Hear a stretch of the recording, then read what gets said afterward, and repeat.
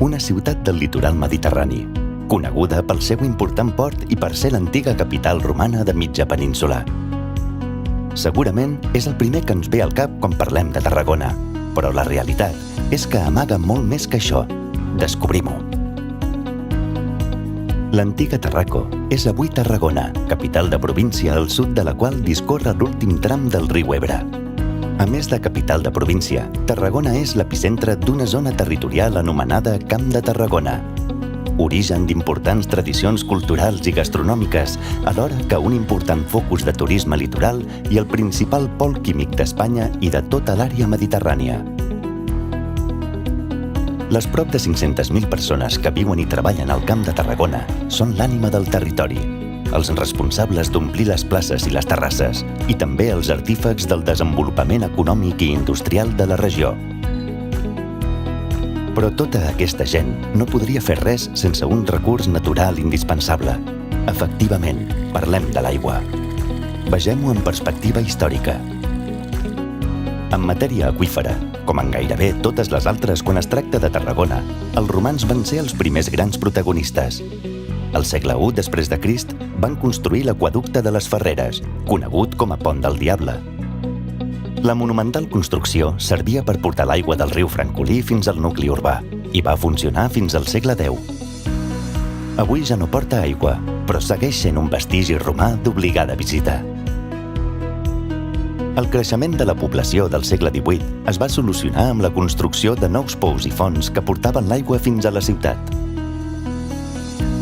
No obstant això, en els anys 70, la província va veure compromès el seu futur i la seva capacitat de desenvolupament per problemes d'aigua. Els centenaris canals de reg del delta de l'Ebre patien pèrdues de fins a 12 metres cúbics per segon, mentre que en el Camp de Tarragona s'havien salinitzat els aqüífers per la sobreexplotació deguda al creixement industrial, urbà i turístic. A la ciutat, la pressió popular creixia en protesta per l'aigua salada i a la veïna ciutat de Reus hi havia restriccions de fins a 20 hores diàries. La solució plantejada, d'equilibri entre territoris, es va materialitzar en la llei 18/81, que concedia un màxim de 4 metres cúbics per segon dels 12 que es recuperarien per revestir els canals de l'Ebre. Per primera vegada, l'aigua no es captava del riu, sinó dels seus canals. L'ens públic responsable de gestionar les obres de captació, la planta potabilitzadora i la distribució va ser el Consorci d'Aigües de Tarragona, el CAT. La canonada del CAT va ser la infraestructura més important del segle passat al territori, l'encarregada de portar l'aigua de nou a Tarragona, com el Pont del Diable ho fes gairebé 2.000 anys abans.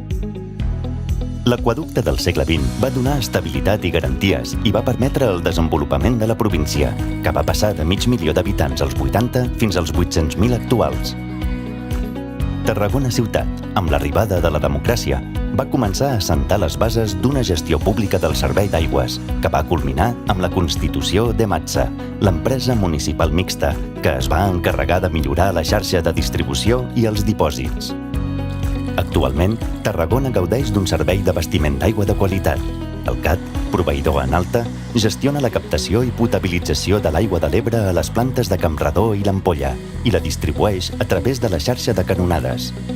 EMATSA, proveïdor en baixa, emmagatzema l'aigua que rep, complementant-la amb recursos propis i controla la seva qualitat i pressió per oferir un servei apte per tots els seus usos i retornar-la al medi natural minimitzant l'impacte ambiental. Els dos organismes exemplifiquen l'èxit de la gestió mixta en els serveis públics.